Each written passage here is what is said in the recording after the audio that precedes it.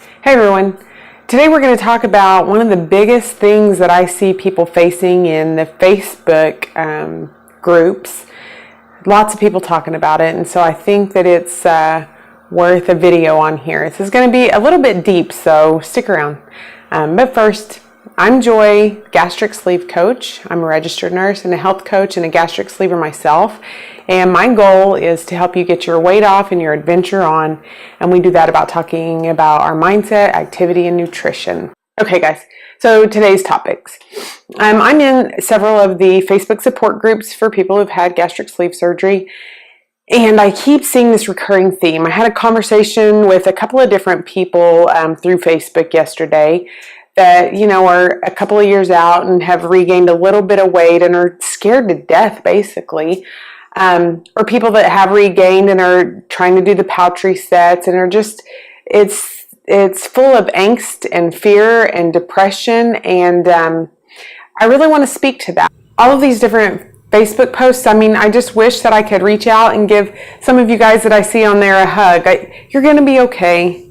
And I know that that's hard to internalize. And so that's actually what I'm going to talk about today. Where you are right now, which I know I did a mindset video, but this is kind of the same thing, but diving way deeper, okay? Let's get to the meat of this. We're not just here I don't want fluff, BS, I want to help you. And you need to hear this. Right now, a lot of you tie your self-worth to what you weigh. And so even when you're at your ideal weight, if you're gaining a couple of pounds, you have all that angst because you feel like your value as a person is tied to how much you weigh or how other people perceive you, how you look, your level of success in your mind. Like you're tying your value and your worth to something external. But this really is true, guys, and you may have a hard time hearing me. Watch the rest of the video because I'm going to give you some practical steps to help you actually get to where you need to be with this. You're worthy now. You are worthy of love now. You're worthy of respect now from yourself and from other people, guys. Right now, no matter if you are pre-op and watching this, you're worthy of love and respect right now. If you've regained 50 pounds, you're worthy of love and respect right now. If you're right where you want to be, you're worthy of love and respect. Okay? Your self-worth is not tied to your weight. You are worthy because you are a human. You're a valuable person in the world. Now, how do I make you believe that? I can't make you believe it. You have to start to believe it for yourself. That starts with just one little seed, though. If you can believe one thing that is positive, that is true, you can grow that. Okay, so what can you believe is true right now, today? Well, I know something. For every single person watching this video, you're brave. Now, if you don't believe that, just take it back. You went to the hospital of your own will, right? You walked into that hospital to have surgery, to let somebody put you to sleep, cut you, rearrange your insides, and you were brave enough to go through with that. Nobody carried you in, I'm betting, maybe one out of the million people. But you walked in of your own volition because you were brave enough and you had enough belief in yourself. You had enough hope that you had some potential, that you wanted to make your life better. So you have what it takes. And there's just that one seed of truth right in here, that you're brave and that you have some potential, or you wouldn't have went through with that. If you didn't believe that you had any potential, you wouldn't have went through with that. It's scary. Even I'm a surgery nurse, and that's a scary thing to do. You put yourself completely under someone else's control for that time, and it's a big deal. You were brave enough to do that. So you do have what it takes to succeed. And just take that one little seed. If you can just believe that, because it's true, you did it. Take that one little seed and let it grow, okay? Now, how do you let it grow? Not by beating yourself up, not by doing 110 steps and then I'll be good enough.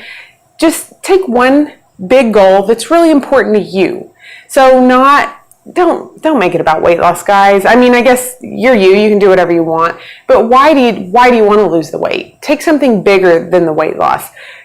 You are more than your weight. So a big goal. For me, that was running a marathon.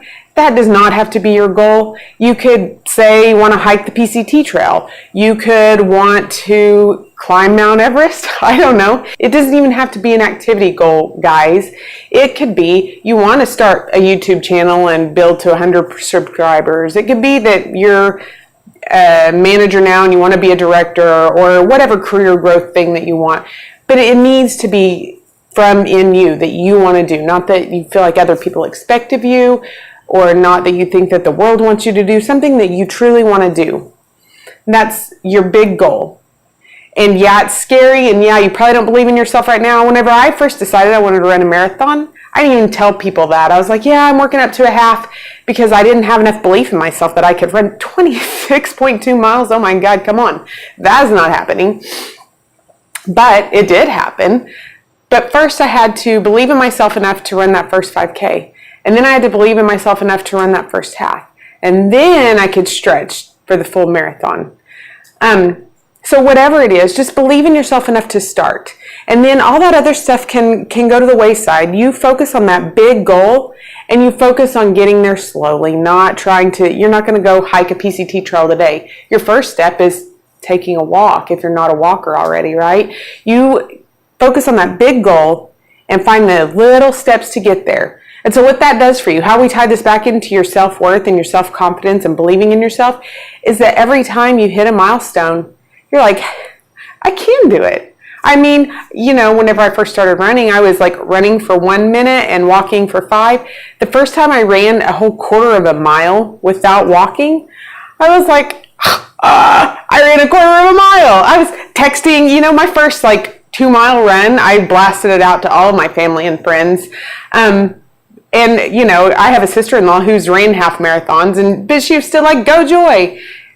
And it helped me believe in myself. Every little goal you accomplish helps you believe in yourself and helps you have that change in your mindset. So that's real actionable stuff, guys, to help you change your mind and your thinking about yourself. Because you are worthy right now, today, and you need to start believing that. And the way you do it is give yourself little wins. Helps you be like, I am pretty cool. And you know what? Your worth isn't even tied to those little goals, but those things are what help you start to believe in yourself. I hope you found this helpful. I really do want so much for you to understand this and to grasp a hold of it. And I know that I can't do it for you. I know that you have to do it for yourself. And hopefully I've given you something to reflect on and think about and internalize, because as you internalize that, your weight loss is going to become a non-issue. Well, not completely. Okay, I still weigh myself sometimes. But you're focusing on your goal, and all the other little things, they start to work for it. Because you have this big goal in mind, then everything starts to fall in place. When I started running, I had to get up earlier because I had to run before I went to work. The end of the day is too busy. But if I would have just tried to make this rule where I get up earlier every day, I probably wouldn't have succeeded. But I had a goal. I had a big goal that was important to me. And so I set my alarm and got up earlier. Well, then that drove me to going to bed a little earlier because I needed my rest. So my sleeping habits improved, but it wasn't because I said, you know what, Joy, you need to improve your sleeping habits. It's because I had a big goal that I was working towards. So your big goal of hiking, running, mountaining, whatever it is, you're going to make the changes to get there if that goal is important to you and internally driven. And so then you don't have to think about you don't have 100 tiny goals. You have one big goal and you're making progress towards it. So that's my thoughts for today. I think I'm actually going to post this on Facebook so that you all can see it, whether you're on my channel or not, because God, I feel like so many of us need to hear this and need to start to believe it for ourselves. I would love to know your thoughts and hear your comments. Do any of that stuff for, Facebook or whatever.